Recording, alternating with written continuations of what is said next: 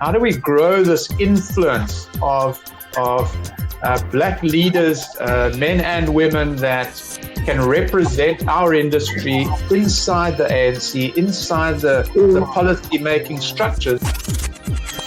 Get to grips with the digital environment, put together best practices, what works and what doesn't, very importantly. In the project that we're doing in Chaplat, we've created a linking bridge between those two little areas there. So it becomes a matter of just 10 minutes walk from one side to the other. So my message to our CEOs and those chief investment officers is, where at the end of the day do you want to see your role? So by feeding all of our water back to a stage where we can bring it back into the process, we're in effect saving around about 35% of our water usage on site.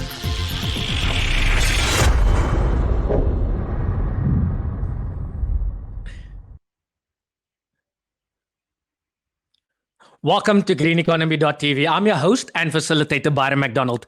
Today on the show, we have Mr. Vis Reddy, Managing Director of SRK Consulting. He will be in conversation with Green Economy publisher Gordon Brown. But before I go ahead, as I say each show, greeneconomy.tv provide insight and intelligence on all sustainability-related matters.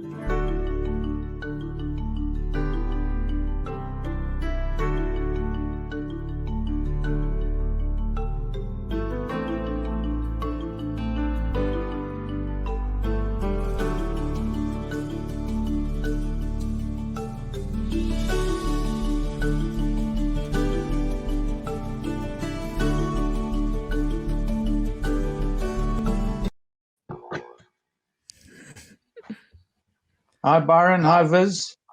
How are you doing? Hi, Gordon. Hi, Byron. I'm doing well, thank you. Excellent. Gordon, I'm going to give it over to you as usual, and you can go ahead. Thank you very much indeed, Byron, and warm welcome from me, Gordon Brown, publisher of Green Economy Journal. We're chatting today about environment, social, and governance. It's a super important topic within the green economy. It is, in fact, a key driver of change and a rewarder and a mechanism for advancing green economy. I have as my esteemed guest today, Mr. Vis Reddy, MD of leading consultancy SRK, as my guest to chat through this topic. So, Vim, a warm welcome from me. And without further ado, perhaps I may ask you to introduce your company. Give us the propeller view. Give us the tour, a quick roundup of the key work and objectives of SRK, please. Thanks, Gordon. And thanks for the opportunity to speak to you on this important topic. First up, SRK. Who is SRK? SRK is a global consultancy focusing in the mining industry, but we also service other sectors of the industry, and we got a 5-pillar approach in terms of the services that we offer. Mining being one of them. And being the largest part of the service offerings that the company gives out there. In addition to that, we work in the water sector, the energy sector, the civil and infrastructure sector, and last but not least, the environmental sector, and perhaps more correct in the ESG space. So SRK is a consultancy that was founded in South Africa in 1974, focusing on geotechnical engineering, and over that period, it grew and expanded its services beyond the mining sector. We got into the infrastructure space, into the municipal engineering space. So in South Africa itself, we expanded from Johannesburg into all the main regional centers, Durban, Pietermaritzburg, Kobeka these days, as it's called, Cape Town, Tshwane. So, and you'll see in those different regions, you got a very distinct profile servicing a certain market. So, for example, many of our coastal offices don't really work in the mining industry per se. They might do 30-20% of the work, but they service other areas. And if you come back in the Johannesburg office, our business units are split into discipline-based business units. So you got a tailings business unit that looks at tailing storage facilities. You got a mining-focused business unit, a water and civil engineering group, and an ESG group. In terms of just a little bit of history in terms of where SRK has grown into, today we have over 45 offices across the world on all continents, barring Antarctica, I guess, and focusing largely on the mining sector. And within the mining sector, we do offer a wide range of services, and ESG is one of them. And in particular, the mining sector does have quite a footprint on the environment, and there's plenty of opportunity there for SRK to sell the services into from all the services, but in particular the ESG side of things from that service. And today we are a company of over 1,400 staff members sitting in, as I said, over 45 offices across the world. And here from South Africa, we focus on South Africa, obviously, but we do have quite a large amount of our business coming out of the rest of the African continent, in particular sub-Saharan Africa. We do have specialists, world leaders in their specialist fields who service and work with our teams across the world in other projects, whether it's Australia, South America, North America, Eurasia. We have people from South Africa working in that sector across all disciplines. So in closing, in terms of introducing SRK, SRK is a multi service organization serving across the 5 pillars of energy, civils and infrastructure, ESG, mining and water. And South Africa has the broadest range of service offerings amongst all our practices across the world. Yeah, thank you very much for that. I actually didn't know that the company was formed in South Africa. Certainly, the impression one gets is of a global operation, a global consultancy, and you've confirmed that that is in fact the case. So great to know that it's a homegrown business, and what a pleasure. So today we're going to focus on this conversation around environment, social, and governance (ESG). Perhaps just contextually, perhaps you can give us just a sense, or rather an introduction to the topic, but then at the same time, perhaps go on and explain to us what has generally underpinned the ESG agenda in business, and what shifts are we seeing currently that companies need to recognize from your opinion? So, Gordon, thanks for the question. I think, look, just from, I'll contextualize it from an SRK experience, and I think it's kind of a similar experience that you will come across in many areas where ESG is a discussion point. So, as I indicated, SRK started out in a mining focused business, focusing on things like civil geochecks, mine planning, mine design, tailings management. But it didn't take long before our founders and the early leadership in SRK realized that environmental management is something that has to be a key cornerstone of any project. And in the late 80s, as SRK grew, we developed an environmental team, and in the early 90s it really took off. And as the environmental legislation, certainly in South Africa, took a centerpiece in many projects, SRK was there. In amongst all of this, I think the early days you focused on impact assessment and how you can manage and mitigate impacts to the environment. But over time, again, it's an evolution that there's a realization that you cannot do work in any environment without considering the social impact, the governance impact. So first up, we had the environmental impacts, but then you needed to consider the social impacts, and that to a large extent are the people that live in an area of a development. And then the governance side is obviously you got to do the right thing, and this is where, besides the legislation that's come into play in various jurisdictions that we work in, there's also the framework that there's lots of international agreements, bilateral, multilateral agreements that people and countries sign up to and companies sign up to. So, if you look at some of our clients, they all are members of various organizations, from mining industry bodies to chemical industry bodies, and so forth. So within those organizations, there you have there's an environmental and social and governance consideration that our clients will have to abide by. In addition to that, there's obviously the big factor is then who funds the projects, and where companies don't have deep pockets of their own, and many of our clients raise money on stock exchanges, international lenders.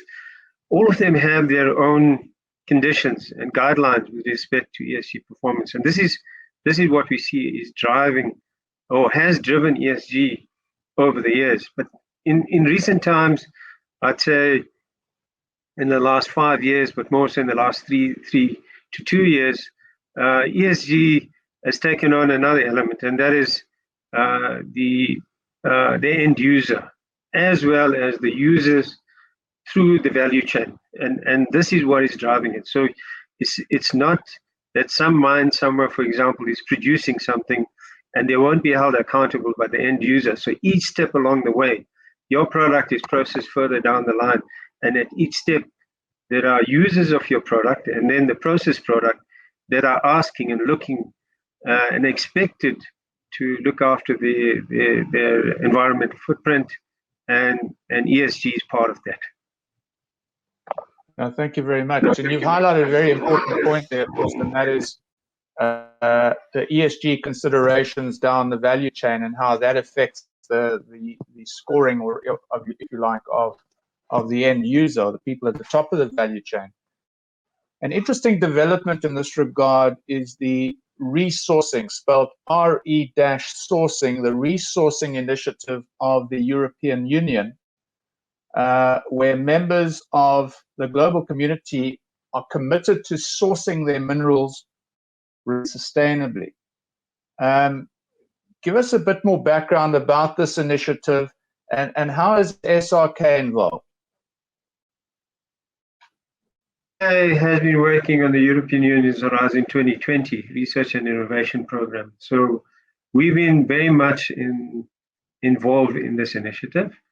And a vital aspect of it is defining standards for responsible resourcing. And this is where SRK comes in, where we are bringing in perspectives from certainly the African and Asian regions. And that's our involvement in this process. And we bring in the experience that we've had on the ground in the various projects over probably over 30 years of experience in terms of engaging on these projects, and in particular for the mining industry. And these perspectives, they are very important, combining both the practical side of things in terms of what we could experience out there, but in addition to that, bringing in the more strategic focus in terms of resourcing and advising in this initiative how the key factors that need to be considered in such an initiative. So thanks very much indeed, Vis, for that insight there.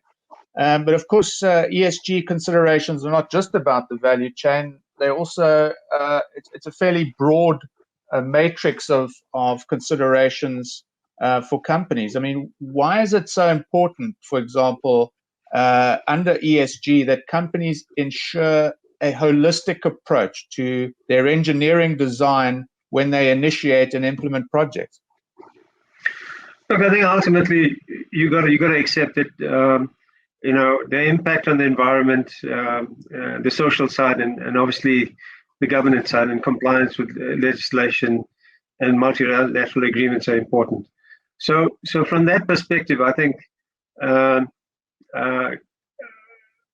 companies have to be aware of the integrated nature of the environment in which they operate. Everything is connected. You can't, it's no longer are we working in vacuums, or for that matter, on an island somewhere.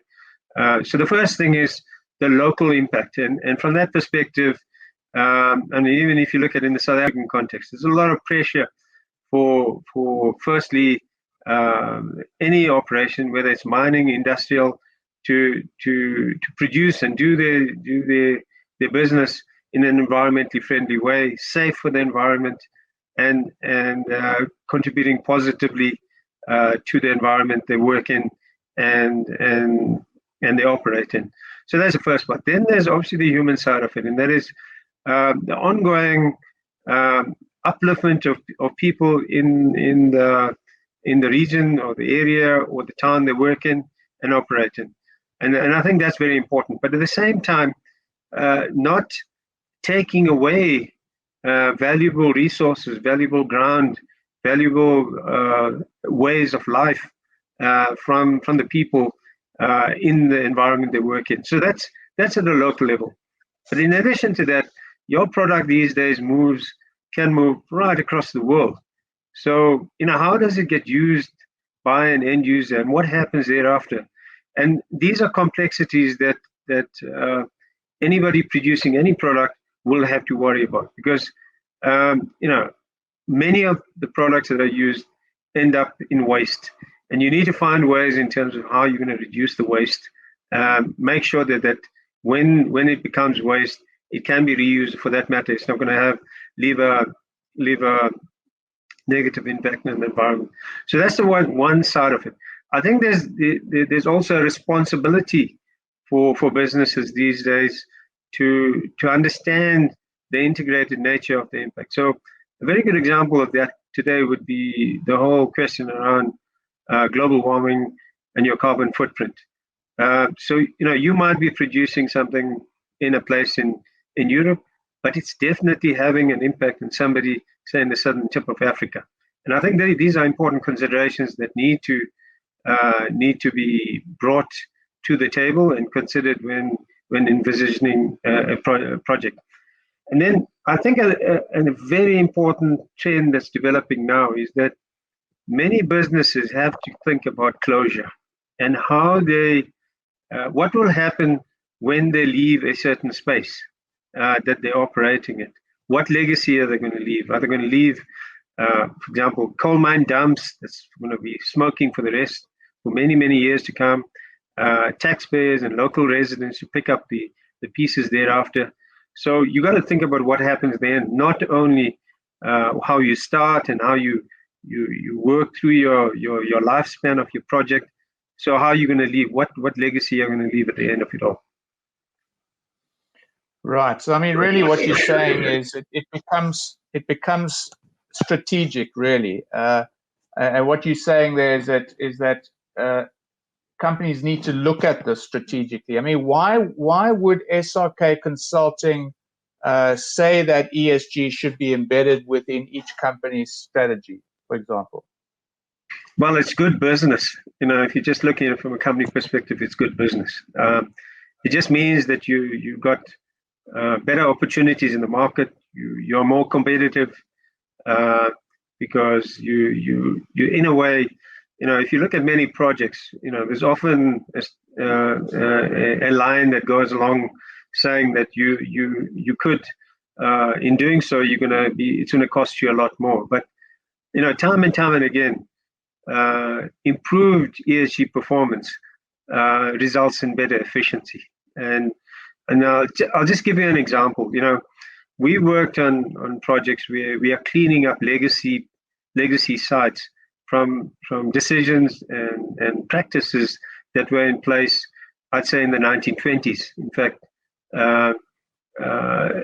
in the early part of the 20th century. And today, companies and obviously inheritors of those projects and sites are feeling the costs of that, because it's costing them billions of rands to clean up that legacy, because they cannot leave that legacy behind, because you're going to have contamination of groundwater, impacts on the surrounding environment, impacts on communities in that environment. So if you don't do that and be more efficient today, it'll catch up with you. And I think it's very important that businesses think about that from that perspective. And that's just one example of many that shows why it's important that ESG needs to be front and center in your project. Makes sense. And of course, as something that can set companies apart, as you say, it's good for business. ESG is good for business. ESG is good for the environment and good for society. And that's all fair and well for companies wanting to take a leadership position and set themselves apart and so forth. But if considering how good this practice is for companies, how long do you think it will take before these types of measures will become mandatory? Look, I mean, like with a lot of legislation that's developed across the world, but in particular in South Africa, a lot of it was initially very voluntary, and in the South African context, there was very unequal adoption of good practices because it was voluntary. But I think with enough pressure and the forward thinking of our government, certainly in the environmental field, that's resulted in excellent legislation being adopted and becoming mandatory. So in terms of ESG, look, I think there's a lot of elements of ESG that's already mandatory. So it's not a matter of time; it's already there. You got various standards, various global agreements, both at the United Nations level, if you look at commitments under COP, then you got industry bodies who've got commitments that they have to make. So in a way, it's already mandatory. It's just in some cases it's not in legislation. But if you look at legislation very carefully, there's elements of ESG sitting in legislation. It's not all sitting together in one simple piece of legislation. And I think, ideally, while you'd like to have that, I think it is very complicated to expect that to happen overnight. So I think the revolution has started, so to say, and it's not a matter of time. It's already here. Yeah, interesting. And of course, these broader ESG considerations, they are forcing companies to think more diversely, more holistically about what they're doing. How is this affecting the talent recruitment and the skill sets that companies will now need? Firstly, from a consulting side, perhaps from a general industry side, to align with these broader set of ESG expectations and priorities. Yeah, look, I mean, certainly from a consulting perspective, I mean, if you look at, and again, I'll just speak from an SRK perspective, because that's what I know. Talent, recruiting the best talent for whatever job we've got and whatever services that we offer to the market is a number one priority in the company. So getting the right people to do the right work and do it properly is not negotiable.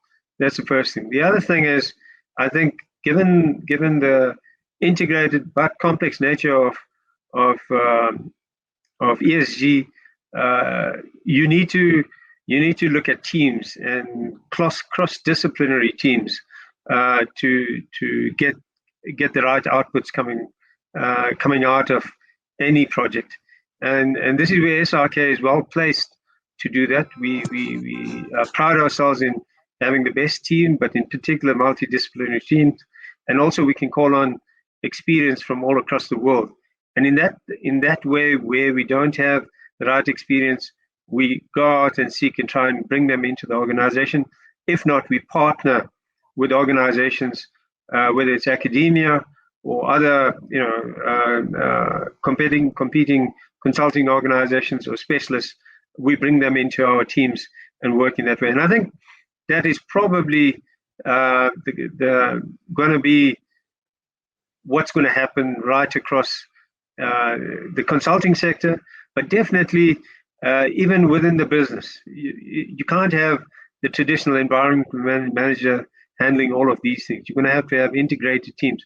So I think I see teams looking after ESG for businesses are going to be starting to mirror cross-disciplinary integrated teams across the patch. Yeah, that's very interesting, and obviously companies are going to need to invest in that. So here's the time to put you on the spot, Vis. I'm going to ask you this question: how does an effective ESG strategy create value? Well, I touched a little bit on it in terms of talking about the new markets. You could be selling into markets that previously you never considered to be your market, and so I think that's important because businesses are always looking to grow and expand their market footprint. I think what it also does is, and most importantly these days, is because it actually increases your access to resources and funding. So resources on the resource side, you become more attractive for people to come and work for you and to be associated with you. And on the funding side, yes, having a good ESG strategy, something that works, will attract a lot of funding, whether it is funding from banking institutions or private investors or on the stock market. I think there's no doubt about it. We got a population out there. It doesn't matter where you come from. That's more aware of responsible business, and ESG is part of that. I spoke about efficiency and reduction of costs. It goes without saying that if you're more efficient, your cost base will decrease. Then you can optimize investments. You can avoid projects that do not pay off very early in the stage. That you kind of look at the future and what the impact of this particular project could have, and you foresee these events that could unfold, and you very quickly will identify that what might not be a fatal flaw today could become a fatal flaw later, and before it's too late, you're making a better decision on that. And I spoke about waste reduction.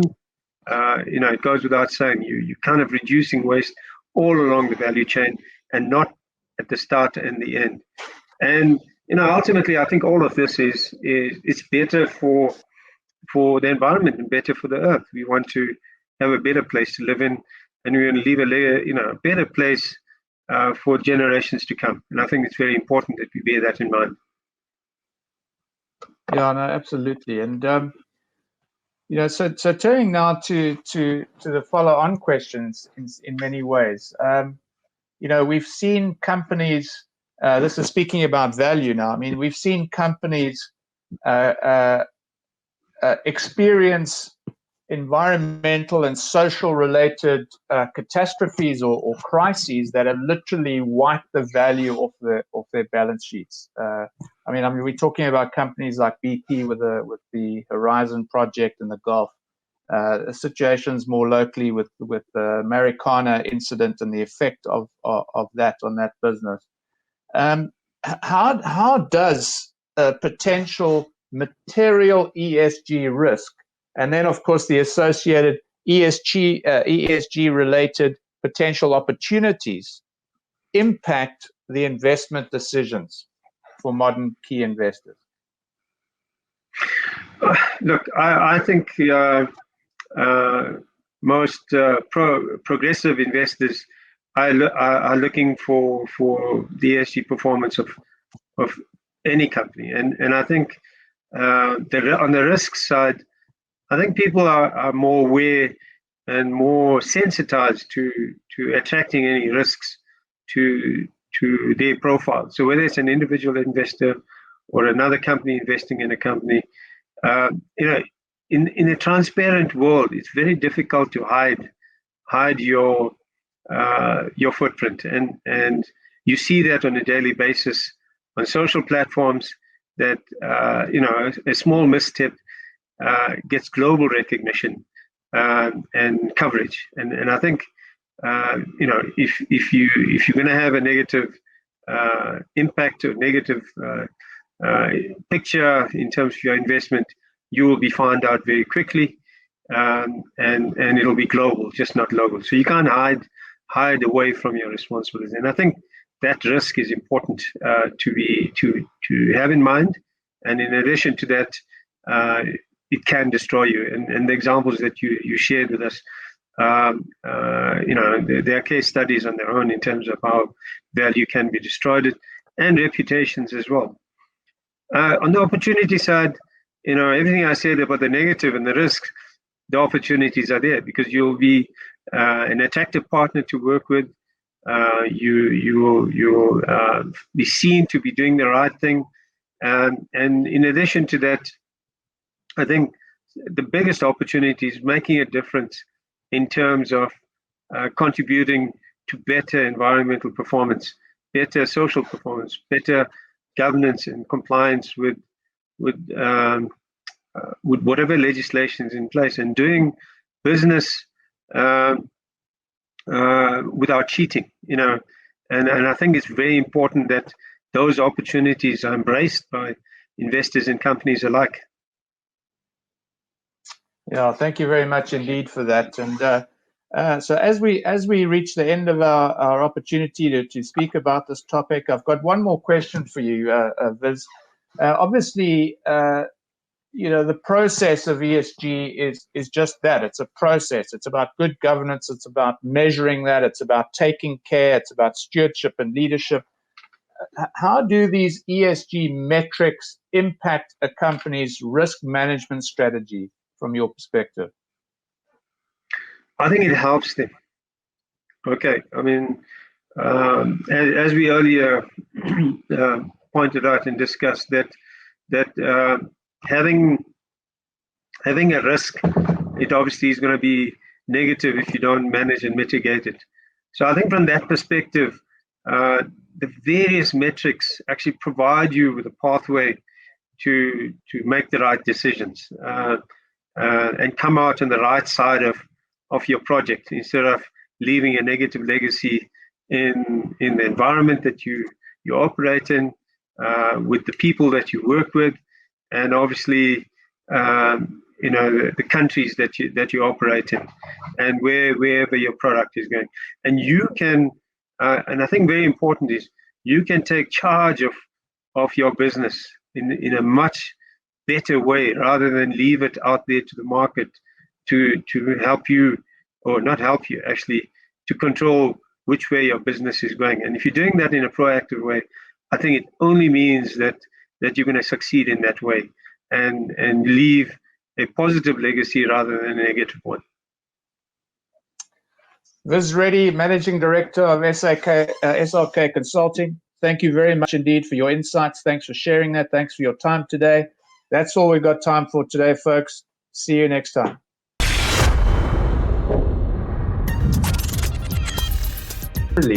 How do we grow this influence of black leaders, men and women, that can represent our industry inside the ANC, inside the policy-making structures? Get to grips with the digital environment, put together best practices, what works and what doesn't, very importantly. In the project that we're doing in Chaplat, we've created a linking bridge between those two little areas there. So it becomes a matter of just 10 minutes walk from one side to the other. So my message to our CEOs and those chief investment officers is, where at the end of the day do you want to see your role? So by treating all of our water back to a stage where we can bring it back into the process, we're in effect saving around about 35% of our water usage on site.